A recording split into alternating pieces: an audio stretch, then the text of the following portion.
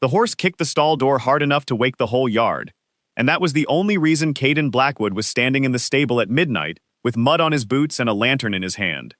He had not planned to be there. He had been walking the outer fence line, the way he did when sleep refused to come, when the sharp bang of iron against wood cut through the dark. His first thought was an intruder. His second thought was a loose latch. Neither thought prepared him for what he found when he pushed the stable door open and lifted the lantern. A girl was asleep in the hay. She was curled on her side between the two rear stalls, pressed close to the wall as if she had chosen the darkest, most hidden corner of the building on purpose. She was thin. Not the thin of someone who had missed a meal or two, but the thin of someone who had spent a long time making herself smaller than she was. Her coat was wrong for the season, too light for the cold that had come down hard over the valley in the last week. Her boots were wrapped at the ankle with strips of cloth, the kind of fix you make when the sole is separating and you have nothing else to hold it together. She had clearly walked a long distance. Her hands, even in sleep, were pressed flat against the ground the way hands press when a person has learned that the floor is the safest place to reach for.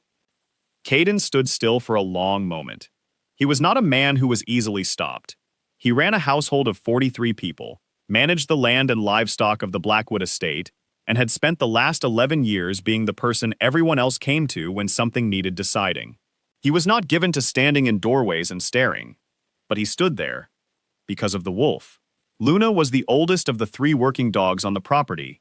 She was a large gray animal, part shepherd, and she was very close to giving birth. The estate's groundskeeper, an older man named Ned, had been keeping her in the small pen at the back of the stable, where the heat from the horses kept things warm at night. Luna had been restless for days, circling and breathing heavily, her belly low and wide. Ned had said she would likely deliver before the week was out. Luna was not in her pen. She was lying directly against the girl's back. Her large body was pressed flush to the girl's spine, and her head was resting on the girl's hip. When Caden stepped further into the stable, Luna lifted her head and looked at him steadily. She did not growl. She did not stand. She simply looked at him the way dogs sometimes look at people they trust, with a calm and absolute expectation that the human in question will do the right thing. Caden crouched down. He looked at the girl's face. She was young, maybe 22 or 23. There was an old bruise along her jaw, faded to yellow at the edges, which meant it was at least 10 days old. Her lower lip had a small healed cut at the corner. Her hair was dark and tangled, and there were bits of dry grass stuck in it from the hay. She was breathing slowly and deeply, the hard sleep of someone who had been awake far too long before this. Caden stood. He turned and walked back to the door, and then he stopped and turned around again. He looked at Luna. Luna looked back at him. He went to the tack room and found the spare horse blanket that hung on the back hook. It smelled like leather and dust, but it was thick and clean. He came back, and he laid it over the girl without waking her. Luna watched every movement he made. When he stepped back, Luna put her head down again. Caden walked to the main house and knocked on the door of his housekeeper, a sensible woman named Patricia, who had been running the domestic side of the estate for 14 years, and who had never once, in all that time, been flustered by anything. She was flustered by this. Not by the girl, by Caden, because he was not the sort of man who knocked on doors at midnight to report that a stranger was sleeping in his stable, and that he wanted a room prepared and a warm meal ready for when she woke. He had never done anything like it before. Patricia stood in her doorway in her robe and her reading glasses and stared at him. He told her again. A room, a meal, warm water to wash with. He said it like it was a perfectly ordinary request, and then he walked back across the yard and sat on the fence rail outside the stable door and waited. He did not go back inside. He did not want to frighten her if she woke. He sat on the fence in the cold until the first gray light of morning began to show over the ridge to the east, and then he heard movement inside the stable, a soft sound, then silence, then a longer silence. He imagined her waking and seeing the blanket and not knowing where it had come from, and he imagined the particular feeling of waking up in a strange place and trying to calculate whether it was safe. He knocked on the stable door. 2 quiet knocks, the kind that say, "I know you are there, and I am not going to rush you." A pause. Then a voice said, "Yes?" It was a careful voice, controlled, not sleepy the way most voices are when someone has just woken up. She was already fully alert. That told him something. He opened the door and stood in the frame without stepping in. She was standing near the far wall, the blanket held around her shoulders with both hands. Luna was beside her, leaning against her leg. He said good morning. He told her his name. He told her she was on the Blackwood property and that she was welcome to come inside, get warm, and have something to eat, and that nobody was going to ask her a single question until she was ready. She looked at him for a long moment. She looked at Luna. Luna's tail moved once, slowly, like a clock hand. The girl said, "My name is Clara." Caden nodded. He said it was good to meet her. He said the house was just across the yard and that Patricia had tea on. Clara looked at the door. She looked at the yard beyond it, gray and cold and open. He could see her calculating the distance, the exits, the unknowns. He stepped aside from the door and gave her the full frame to walk through. She walked through it. Luna walked beside her. Caden followed 3 steps behind, and he made sure his footsteps were easy to hear, so she always knew exactly where he was. Patricia had the kitchen warm and bright. There was tea and thick oat porridge and toast with butter, and she did not ask a single question. She sat Clara down at the kitchen table and put food in front of her, and said only, "Eat. There is more if you want it." Clara ate, not with the desperate speed of someone starving, but with a careful steadiness that suggested she was not entirely sure the food would stay available and was pacing herself just in case. Patricia noticed. Caden noticed. Neither of them said anything about it. Luna settled under the table at Clara's feet. Caden sat at the far end of the table with his tea and watched the frost on the kitchen window slowly soften in the heat of the room, and he did not say anything at all, and the silence was, for once, not a heavy thing. He had many questions. He was a careful man, a thorough man, and his estate and the people on it were his responsibility. He would need to know who she was, and where she had come from, and whether there was anyone looking for her. He was aware of all of that. But there was a bruise on her jaw that was 10 days old, and her boots had been wrapped with cloth strips, and she had chosen the darkest corner of a stable over knocking on a door and asking for help. And Luna, who was 3 days from giving birth and had every reason to be focused entirely on herself, had pressed her body against this girl's back and kept her warm through the night.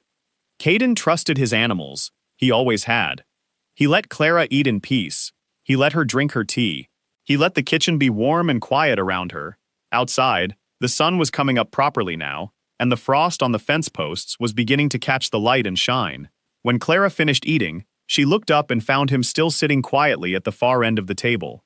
She looked at him with dark, careful eyes. She said, "You didn't wake me." He said, "No."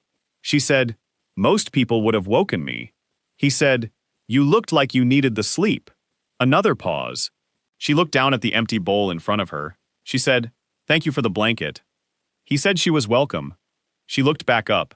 There was something in her face that was trying very hard not to show how much those small things had mattered. The blanket, the quiet, the food without conditions attached. She was holding herself together with the particular effort of someone who has learned that gratitude can be a dangerous thing to show because sometimes people use it against you. He did not make her show it. He simply nodded, and he told her that Patricia would show her to a room where she could sleep properly and that she could stay as long as she needed to. She said, "I don't want to be any trouble." He said, "You are not any trouble." She did not look like she entirely believed him, but she stood up when Patricia came to show her the way, and she followed, and Luna went with her, padding quietly up the back stairs like she had always known which room was hers. Caden sat alone in the kitchen for a while after they had gone. He drank the rest of his tea. He thought about the bruise on her jaw and the cloth around her boots, and the way she had said, "I don't want to be any trouble," like it was something she had been taught to say, something worn smooth from a great deal of use. He thought about the fact that she had walked to his stable in the dark and chosen the farthest, most hidden corner and not knocked on any door. He thought about what kind of life teaches a person that sleeping hidden in a stranger's stable is safer than asking for help. He rinsed his cup at the sink. He put on his coat. He went out to see to the morning work, because the animals still needed feeding, and the fences still needed checking, and the day did not pause for difficult feelings. But he checked, just once, on his way across the yard, that the light in the east wing window had come on. It had. He went on about his morning. He did not examine too closely why that small lit window made something in his chest feel easier than it had in a very long time. Clara woke in the early afternoon to the sound of wind against a window, and for one sharp second she did not know where she was. That second was the worst kind of second she knew. The kind where every muscle in her body went tight, and her lungs stopped working, and her eyes moved to the door before she had finished the thought. Then she felt the warm weight against her legs. Luna was lying across the foot of the bed, breathing in the slow rhythm of an animal completely at ease. The room was clean and simple. White walls, a wooden chair by the window, a small fire burning low in the grate. The bed was the most comfortable thing Clara had slept in since she could not remember when. She let her lungs work again. She lay still and looked at the ceiling and thought through what she knew. She knew the name of the man who owned this house. She knew she was somewhere in the north of the county, because she had been walking north for 11 days, and she had crossed the ridge road 2 days ago. She knew the woman who had brought her upstairs was kind. She knew the man downstairs had found her asleep in his stable and had covered her with a blanket instead of calling someone. She did not know yet what any of that meant or what it would cost her. She sat up carefully so as not to disturb Luna, but Luna raised her head immediately and looked at her with amber eyes. Clara looked back. Lunientu, she reached out slowly and placed one hand on the animal's broad, warm side.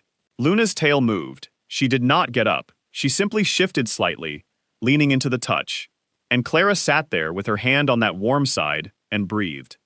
She had not touched anything warm and safe in a long time. It was a strange feeling, like a sound she had forgotten she knew. She got up. Someone had left a clean set of clothes on the chair. A gray sweater, soft and thick. Dark trousers that looked like they would be close to her size. Plain woolen socks.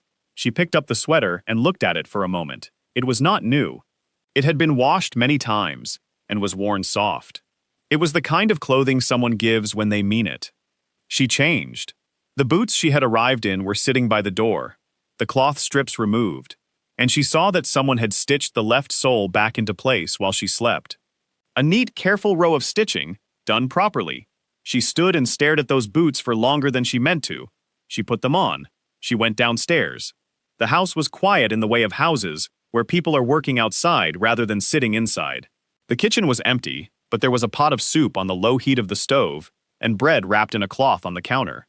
A note beside it in a firm, clear hand said simply, "Help yourself." Clara stood in the kitchen and read those 2 words several times. She helped herself. She was hungrier than she had allowed herself to feel that morning, and the soup was good. She ate standing at the counter, looking out the kitchen window at the yard. She could see a man moving between the outbuildings. Not Caden, someone older, moving with the comfortable ease of someone who knew every inch of the ground under his feet. She washed her bowl when she was done. She had started to dry it when the kitchen door opened and Caden came in, stamping mud from his boots. He saw her at the sink and stopped. She said, "I hope that was all right, eating the soup." He said, "That is what it was there for." He took off his coat and hung it by the door. He washed his hands at the other side of the sink. She stepped back to give him space. An automatic movement. He noticed it the same way he had noticed the other things. He said nothing. He dried his hands. He asked her how she had slept. She said, "Well, thank you." He asked if she was warm enough, if the fire had been all right, if she needed anything else. She said everything was fine. She said it was more than fine. He nodded and put the kettle on. He asked if she wanted tea. She said yes. They stood on opposite sides of the kitchen while the kettle heated, and it was not uncomfortable exactly, but it was careful. 2 people trying to take up a reasonable amount of space without pushing into the other person's. He said, "You don't have to tell me anything you don't want to tell me." She looked at him. He said, "But I do need to know if there is someone I should be expecting, someone who might come looking." There it was. She had been waiting for a version of that question since she woke up. She had prepared for it the way she prepared for most things, quietly and without showing her preparation. She said, "Possibly." He said, "All right." He said it the way a person says all right, when they mean, "I have heard you, and I am not going to press." Not as a way of ending the conversation, but as a way of keeping it open. She said, "I am not going to cause problems for you." He said, "You are not causing problems." She said, "If someone comes asking, you don't have to protect me. I can handle myself." He looked at her. It was a direct, even look, not unkind. He said, "I know you can. That is not the point." She did not know what to say to that. The kettle boiled. He made the tea and set a cup in front of her and sat down at the table across from where she was standing, and waited until she sat down too. Outside, the light was already starting to fail, the short winter afternoon giving out at its edges. Through the window she could see the stable roof and the faint glow of the lamp Ned had lit inside it. She said, "How long has she been pregnant?" "Luna." Caden said, "About 9 weeks. Ned thinks she will deliver in the next few days." Clara said, "Is she all right? She seemed a little slow this morning." He looked at her with an expression she could not quite read. He said, "Do you know animals well?" She said, "My mother kept dogs, when I was small." He nodded. He said, "She is all right. Ned checks her every few hours. She has delivered before without much trouble." Clara wrapped both hands around her teacup. She said, "She lay against me all night. I woke up once in the night, and she had moved so that her head was on my arm." She paused. I didn't know what to make of it. Caden was quiet for a moment. Then he said, "Luna does not usually take to people quickly." Clara looked at him. He was looking at the window, not at her. His expression was neutral, but there was something thoughtful behind it. She said, "Is that unusual?" He said, "Yes, very." She looked down at her tea. The warmth of the cup in her hands was real and steady. She held on to it. She had not meant to stay more than a night. She had stopped in the stable because her legs had simply refused to carry her further, and the stable had been unlocked and warm, and she had thought she would rest for 2 hours and be gone before anyone found her. She had a direction in mind, a name, a town 3 days further north where she believed she could find a woman who had known her mother and who might help her disappear safely. That plan was still the sensible one. She knew it was. Luna came into the kitchen and walked directly to Clara's chair and put her heavy head in Clara's lap. Clara put her hand on that broad, warm head and felt the slow breathing under her palm. Caden watched and said nothing. She stayed that night. And then the next.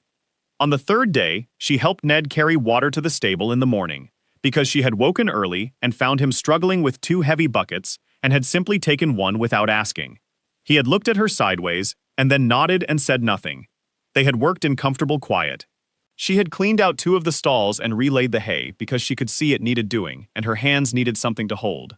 Caden came to the stable that afternoon and found the stalls clean and fresh, and Clara sitting on an overturned bucket near Luna's pen, talking to the dog in a low, even voice.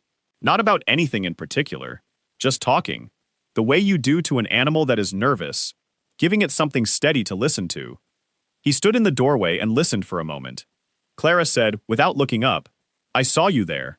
He came in. He looked at the stalls. He said, "You didn't have to do that." She said, "I know." He came and crouched near the pen beside her. Luna looked at him, and then looked back at Clara. Caden said quietly, "What are you running from, Clara?" She was quiet for a moment. Then she said, "Someone who does not like what I know." He waited. She said, "I worked in a house for a long time, for a man named Greaves. He had papers in his office that I found by accident, papers that were not what they appeared to be, documents that had been changed, names on things that were not the real names. I did not understand all of it, but I understood enough, and I made the mistake of letting him see that I understood." Caden was very still. She said, "I left that night. I took nothing, except what was in my coat pockets. I have been walking for 11 days. He said, "Where are these papers now?" She said, "I memorized what I could. The papers are still there, but I know what I saw, and I know the names I saw." She looked at him. One of the names was Blackwood. The stable was very quiet. Luna breathed slowly in her pen. One of the horses shifted in its stall. Caden held very still. Then he said, "Tell me exactly what you saw." And she did. It was not the first time Clara had told the story. She had told it to herself every night for 11 days, walking through it step by step in her head, checking every detail the way you check the stitching on something that has to hold. She had learned it the way she had learned most necessary things, by going over it carefully until it stopped frightening her and became just information. But telling it to another person was different. Telling it to this person, in this quiet stable, with Luna breathing slowly beside her and the horses shifting in the cold, was different in a way she had not prepared for. She told him everything she remembered. She had been at the Greaves house for 3 years, working as a household assistant to the head of domestic staff, a woman named Mrs. Peel, who had been managing the house since before Clara arrived. Clara's role had been ordinary: scheduling, correspondence, household accounts, coordinating between the kitchen and the ground staff. She had been good at it.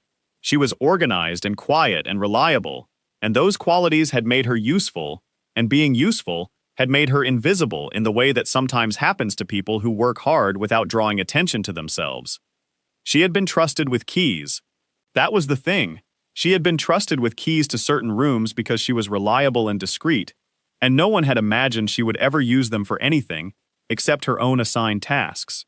3 months ago, Mrs. Peel had fallen ill, serious enough to be confined to her room for 2 weeks. During that time, Clara had taken on additional responsibilities, including managing the household records. The records were kept in a cabinet in the study off the main office, a room she had been in dozens of times. But one evening she had gone in to retrieve an invoice file and found that the key she had been given opened not only the records cabinet, but also the smaller locked drawer that sat to its left, a drawer she had never had reason to access before. She had opened it thinking it was the records cabinet. She had looked inside. There were 3 folders. She had taken out the first one because it was on top, and she had thought it was the invoice file she was looking for in poor light. It was not. It was a set of correspondence and what appeared to be contractual documents.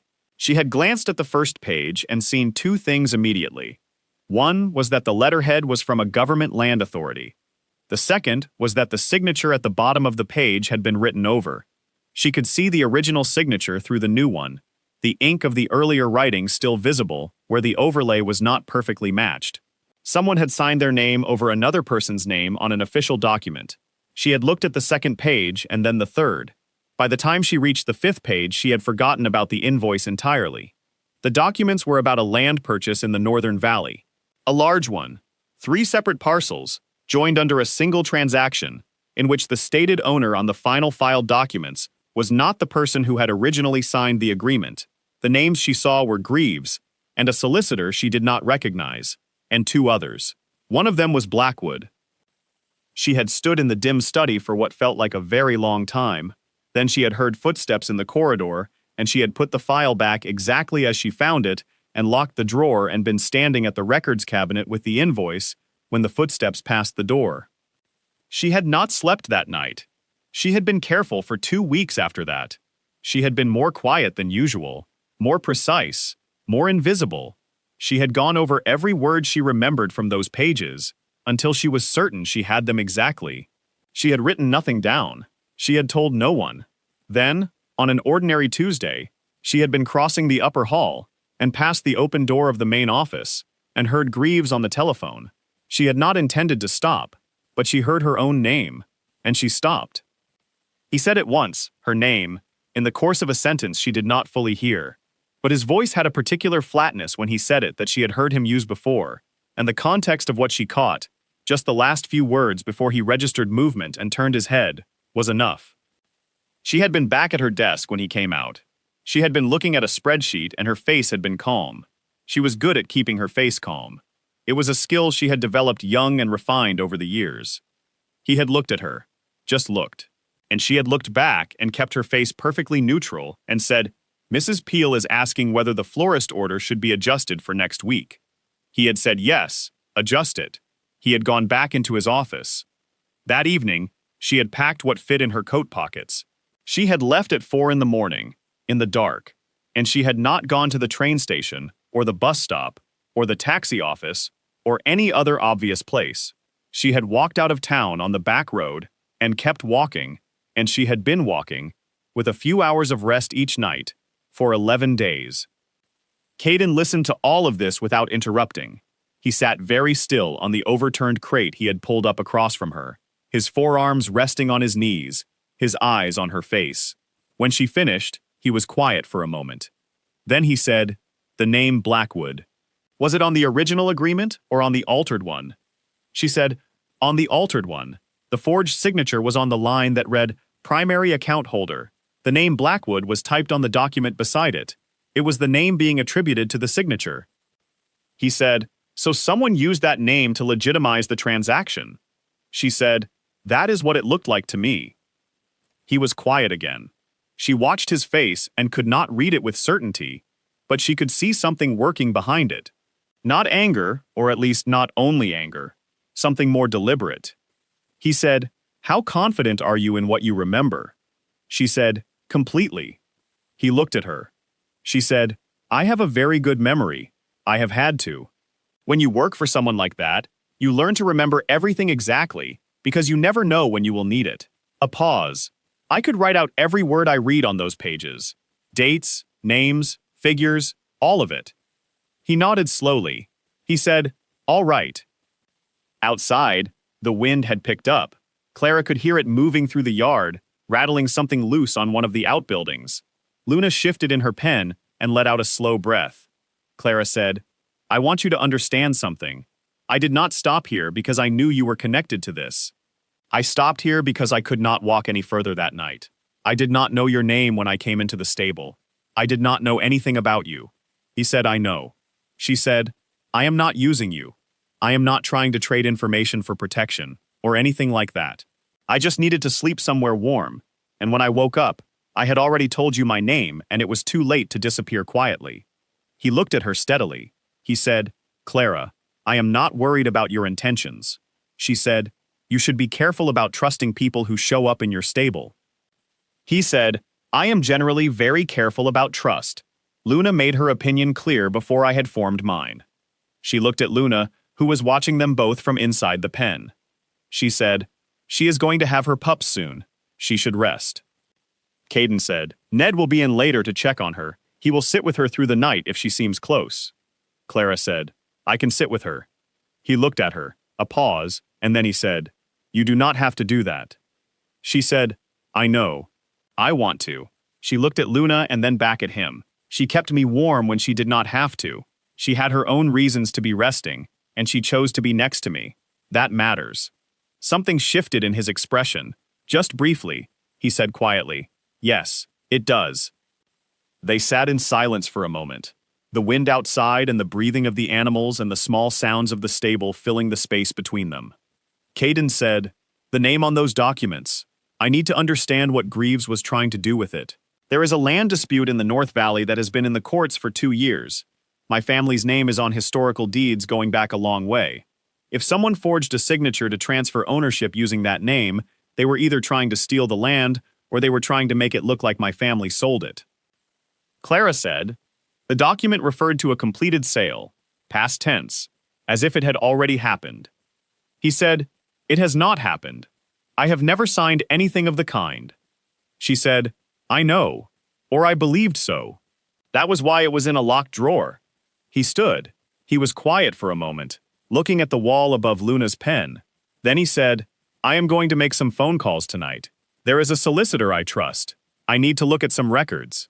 He looked down at her. "Would you be willing to write down what you remember? Every detail, exactly as you described it to me?" She said, "Yes." He said, "You would not be in trouble for it. You did not do anything wrong." She said, "I know that." He looked at her. He said it again, more quietly. "You know that." She held his gaze. She said, "I have known that all along. I just needed somewhere safe enough to be able to use it." He nodded. He said, "Then this is that place." She looked at him for a long moment. She was looking for the catch, the condition, the thing underneath the thing. She was very good at finding those. She did not find one. She said, "All right." He turned to go.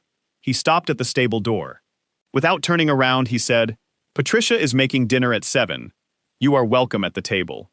She said, "Thank you." He went. She heard his footsteps across the yard, firm and even, fading toward the house. Luna made a low sound. Clara looked at her.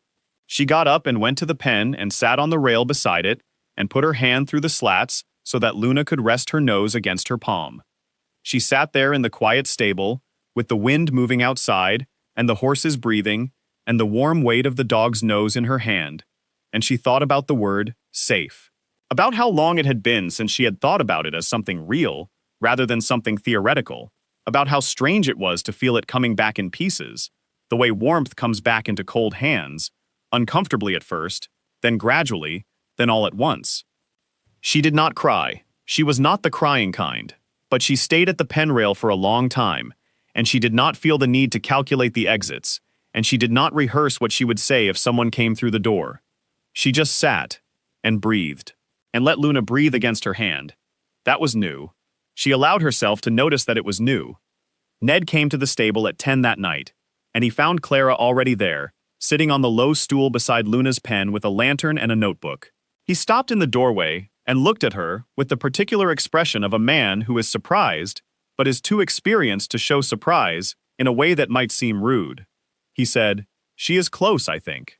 Clara said, "Yes. She has been restless for about an hour."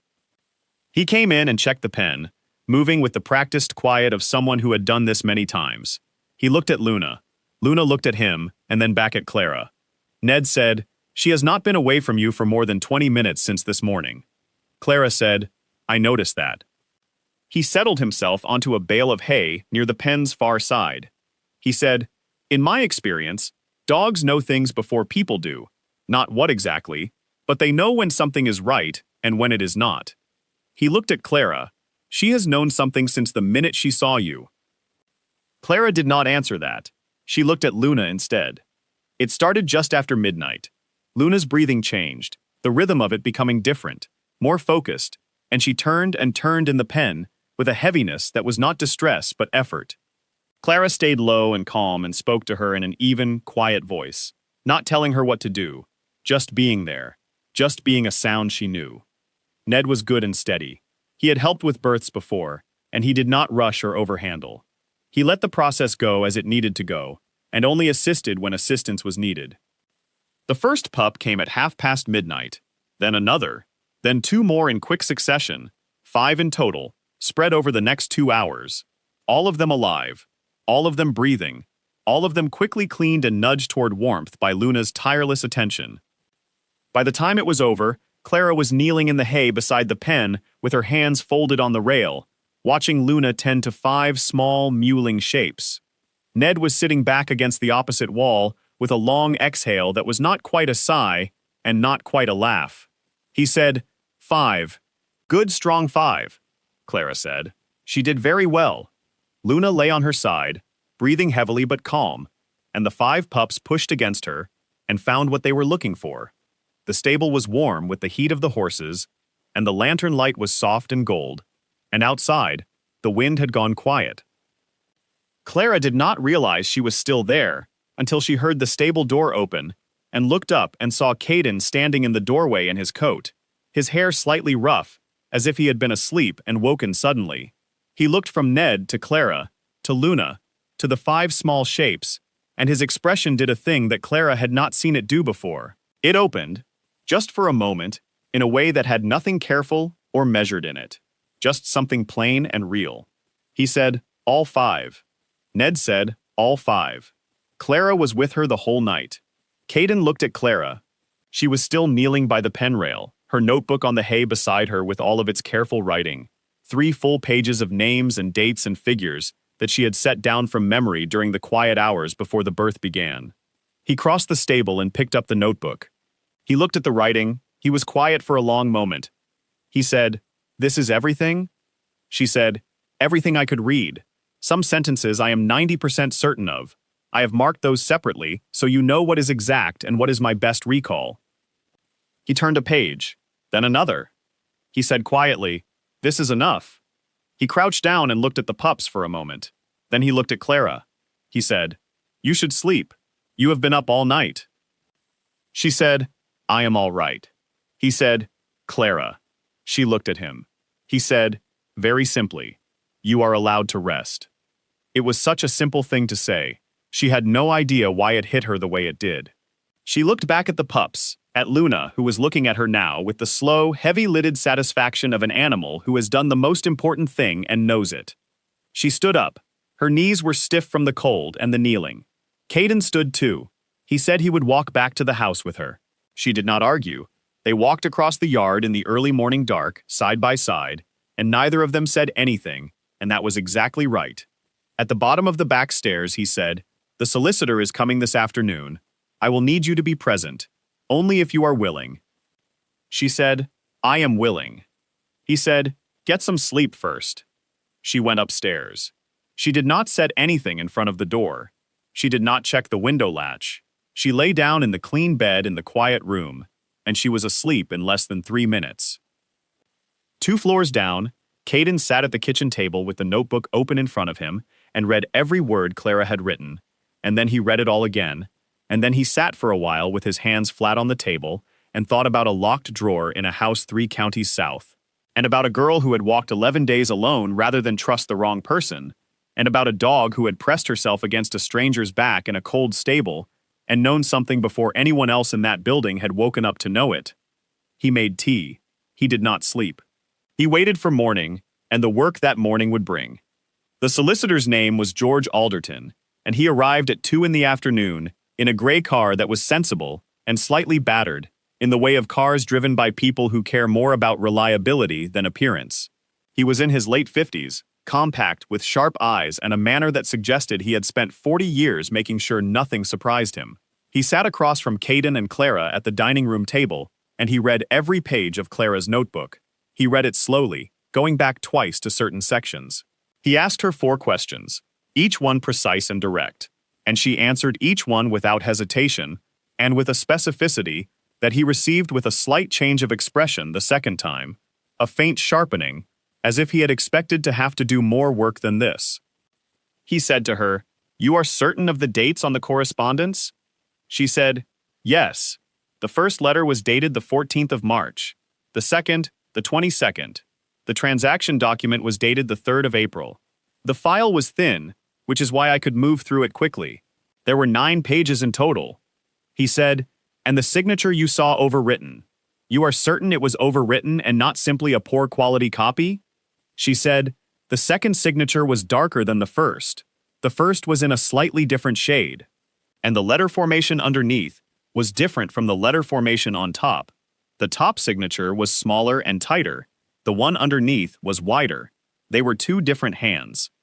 Alderton looked at Caden. He said, "The Land Registry Office would have the original filing. If it was altered before filing, the original would not exist in their records, but there would be correspondence. There are always letters, surveyor's reports, preliminary agreements. We start there." Caden said, "How quickly?"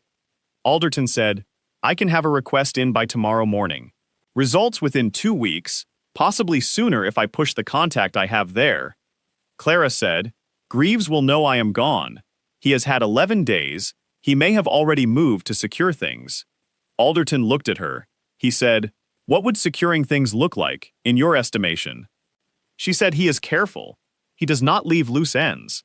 If he became aware that I had seen those documents, the first thing he would do is make sure they were no longer in that drawer in their current form, but he cannot remove them from the registry.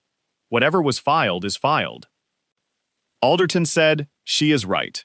What was filed is a matter of record. If it was altered, the alteration is also part of the record, even if no one has looked closely yet." He closed the notebook and slid it back across the table to her. "I would suggest you keep this somewhere secure. And I would suggest that you remain where you are for the time being." Clara looked at him. She said, "Why?" He said, "Because you are a witness, and you are safe here, and those 2 things together are not easy to arrange once you are in motion again." She looked at Caden. He said nothing. He was watching her. She said, "I was not planning to stay." Alderton said, "I understand that, but what you carry in your memory is evidence, not the kind that can be stored anywhere else." A silence settled over the table. Patricia came in quietly with a tray of tea and set it down without a word and went out again. Clara looked at the notebook on the table in front of her. She looked at her own handwriting on the first page, the careful rows of dates and names she had set down in the stable at midnight while Luna breathed beside her. She said, "How long would the process take, from the registry request to any kind of outcome?" Alderton said, "In a case like this, with a clear paper trail and a credible witness, a formal complaint could be lodged within a month. The investigation would take several months beyond that. But the complaint, once filed, changes the landscape considerably. Greaves would be on notice. His ability to take any further action would be significantly constrained. Caden said quietly, "You would be safer during that time, with a clear address of record. Somewhere that can be verified, that a solicitor can refer to." She looked at him. He was looking at her steadily, not pushing, just saying what was true. She said, "You are asking me to stay." He said, "I am telling you what the situation is. The decision is yours."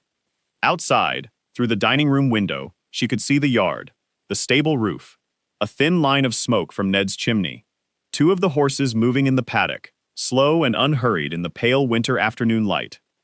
She thought about the road north, about the woman in the town 3 days further on, who had known her mother and who might or might not still be there, about walking through the cold, with cloth around her boot sole, and nowhere to rest that was safe enough for real sleep.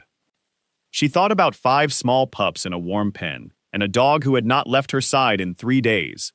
She said, "1 month, I will stay through the complaint being filed." Caden said, "All right."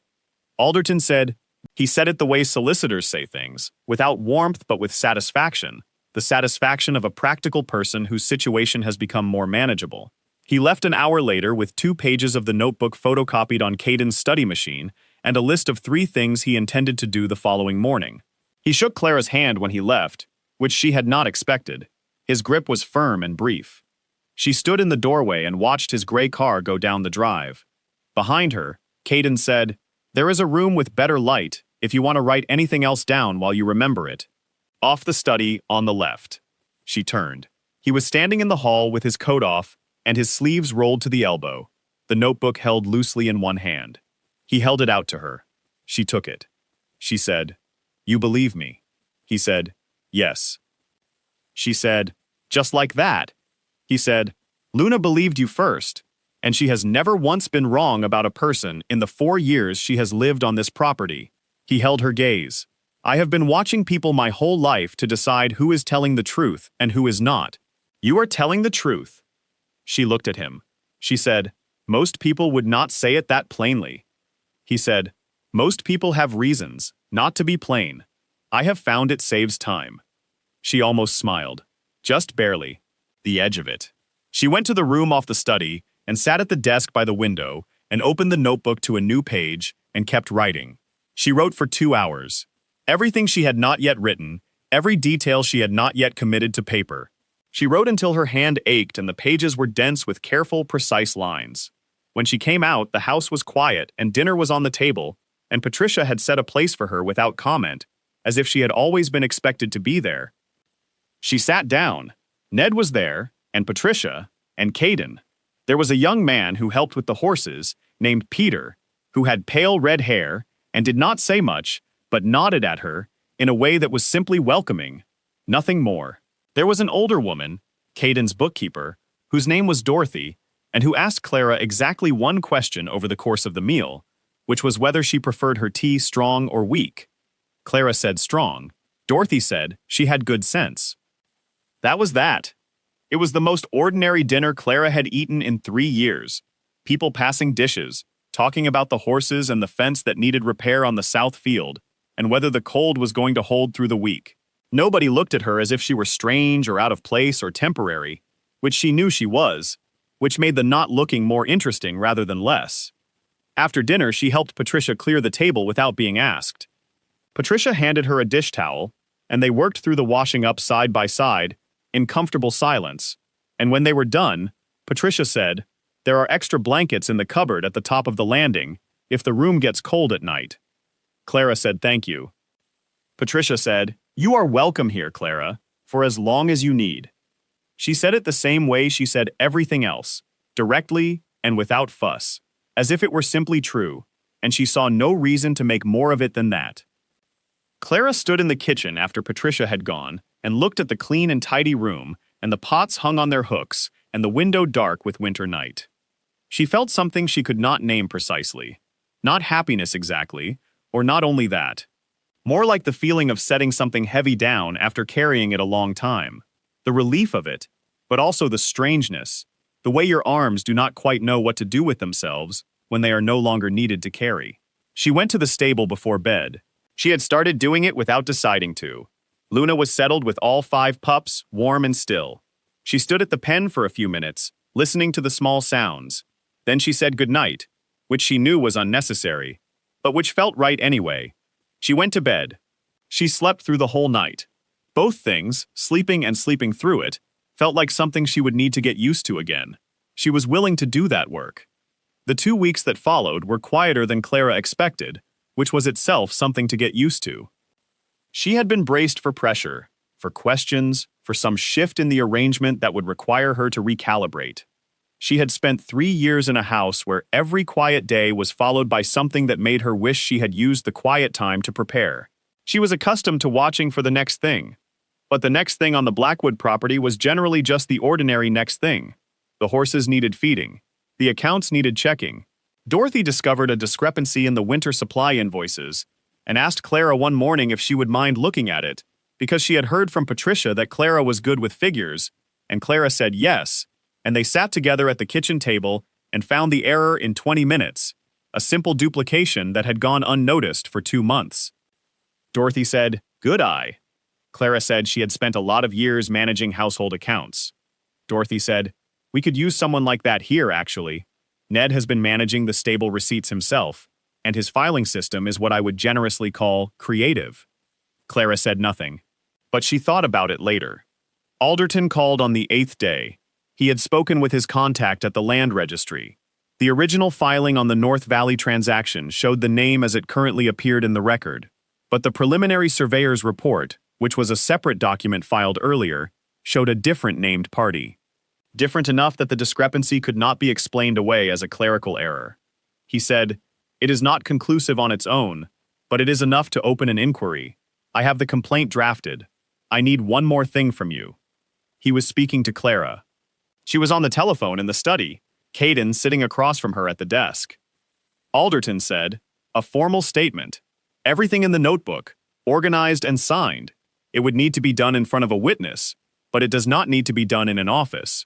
I can bring the forms to you." She said, "When?"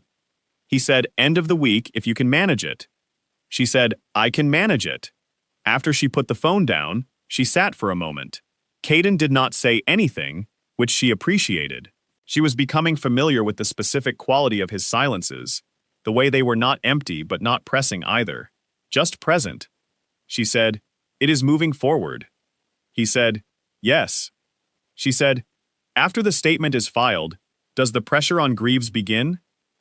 He said, "Alderton will send him a formal notice that an inquiry has been opened. He will not be told the full basis for it immediately, but he will know something has been found." She said, "He will know it was me." Caden said, "Probably. But at that point, you will be named in a legal process. Going after you would make his situation considerably worse." She said, "He is not a person who always does the thing that is rational." Caden looked at her steadily. He said, "I know. That is why nothing changes here until this is resolved." She looked at him. She said, "You have already thought about this." He said, "I think ahead. It is a habit." She said, "The 1 month I agreed to," he said, "is still the agreement. 1 month minimum. Beyond that, the situation will tell us what is needed." She said, "I don't want to be a problem for you." He said, "You are the 3rd time you have said some version of that." She stopped. He said, "I am keeping count. You say it when you are about to ask for something reasonable, or when someone has just done something that seems straightforward to them and enormous to you." He said it gently, without accusation. "You do not have to earn your place here by apologizing for being here." She looked at him. She said, "That is easy to say." He said, "It is also true." She looked at the wall. Then she said, 3 years is a long time to learn that nothing is given without conditions." He said, "Yes, it would be." A pause. She said, "I am not saying I distrust you." He said, "I know." She said, "I am saying it takes time." He said, "That is completely fair." She looked at him. He was not impatient. He was not managing her. He was just saying what was true and waiting without urgency. She said, "All right." He nodded. He stood to go. He stopped at the door. He said, "For what it is worth." The reason I am not concerned about conditions is that I do not have any. You are not obligated to me. You are not here because I want something from you. You are here because you needed to be, and then because the situation required it, and now because you are in the middle of something that deserves to be finished properly." He looked at her. "That is all." He went. She sat in the study for a few minutes after he left. She looked at the desk, at the neat surface of it, at the pen and the notepad and the small photograph near the lamp of a man and a woman who looked like Caden's parents, from many years ago. She thought about conditions, about what it felt like to stop checking for them. She thought that it felt, very slowly and carefully, like beginning to believe something she had been afraid to believe for a long time. Alderton came on Friday. Clara signed the formal statement at the dining room table with Caden and Patricia as witnesses. Alderton had it filed electronically before he reached the end of the drive. He sent a message from his car that said, "It is done." She was standing at the kitchen window when Caden showed her the message. She read it twice. She handed the phone back. She said, "Right." He said, "Right." She said, "What happens now?" He said, "Now the process works, and we wait." She looked out the window at the paddock, at the horses, moving slow and certain in the gray afternoon. She thought about walking, about 11 days of walking and all the cold mornings and the calculated resting places, and the constant calculation of risk, about the night she had pushed open the stable door, looking for somewhere to stop, just for a few hours, just long enough to think. She said, "Ned asked me if I would take on the stable receipts, the bookkeeping for his side of things." Caden said, "Did he?" She said, "Dorothy apparently volunteered me." He said, "Dorothy has never once in 20 years done anything impulsive. If she suggested it, she means it." Clara said, "I told him I would think about it." He said nothing. He was quiet in the specific way he was quiet when he was letting her arrive at a thing in her own time. She said, "I think I would like to do it." He said, "Then it is yours." She said, "It would need to be paid work." He said, "Of course." She said, "I am not asking as a favor." He said, "I know. It would not be a favor. It would be a job that needs doing, done by someone capable of doing it well." She looked at him. He looked at her. Outside, through the window, she could see the corner of the stable roof and the thin thread of smoke from Ned's chimney. She could picture Luna in her pen, with the 5 pups, warm and safe, the whole small world of the stable going on, in its ordinary and necessary way. She said, "All right then." He said, "Good." He picked up the kettle and put it on. She got the cups from the cupboard, the one she had started automatically reaching for, the one that was just the right size and weight in her hand. She did not notice that she had stopped calculating where the cups were and had simply begun to know. He did not point it out. He just made the tea, and she set the cups out, and Patricia came in from the garden with mud on her boots and said there was going to be snow before the end of the week, and they both looked out the window at the pale sky, as if it were simply their sky to look at. Which, Clara thought, for the moment, it was. The formal notice reached Greaves in the second week of February. Alderton sent Caden a copy of the delivery confirmation the same evening, a short message that said simply, "He knows." Clara was in the stable when Caden came to find her. She was sitting with Luna and the pups, all 5 of them stumbling and round in the pen, eyes open now, and wildly uncoordinated. She had one of them in her lap, the smallest one, a gray female who had from the first day been more determined than her size would suggest. Caden crouched at the pen rail, he told her. She held the small pup in her lap and stroked its ears. She said, "How do you think he will respond?" Caden said, "Alderton thinks he will try to negotiate. That is what people like that do when the exit is clearly signposted. They look for a deal." She said, "He does not make deals. He makes arrangements. He controls the outcome." Caden said, "He is not in a position to control this one." She looked at him. She said, "Do you believe that?" He held her gaze. He said, "Yes, I do, because we have the registry records, and we have your statement, and we have a solicitor who has been doing this for 30 years and who has not yet lost a case he believed in." A pause. "And we have you, prepared and clear and with a memory that does not leave room for uncertainty." She said, "He has money and connections." Caden said, "So do I." She looked at him. He said it plainly, without drama, just the fact of it. The small gray pup fell asleep in her lap. She looked at it for a moment. Then she looked up. She said, "When I left that house, I did not know where I was going. I just knew I had to go. I had no plan beyond getting out and getting north and hoping I could figure out the rest." He said, "And then you found a warm stable." She said, "And a dog who would not leave me alone." He said, "Luna has always had good instincts." She looked at him. She said, "What made you put a blanket over me? You did not know me. You did not know anything about me. Most people would have called someone." He was quiet for a moment. Then he said, "You were asleep and cold, and something had clearly gone very wrong for you. And Luna was beside you, like she knew you.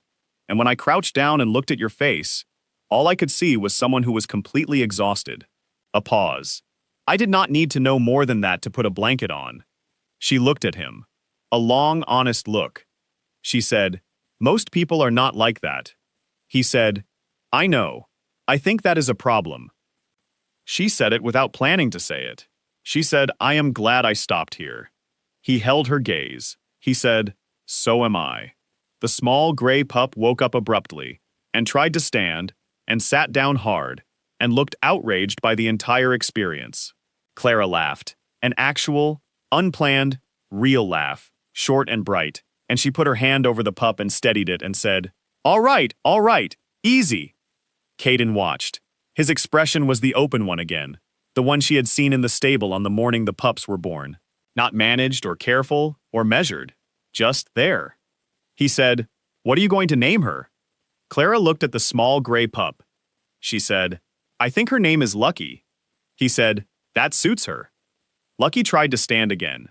She succeeded this time, barely, wobbling on all four legs with intense and wobbling determination.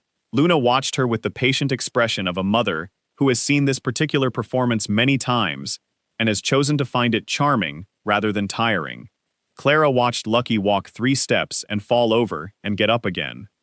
She thought about the registry record and the statement filed and the notice delivered and the long process working its way forward in offices and files and correspondence she would never see directly, but whose progress Alderton would report to them, steadily, week by week. She thought about 1 month and what came after. She thought about a job that needed doing and a cup she had stopped searching for. She thought about the word stay and how it had changed in her mouth, gone from something forced to something chosen.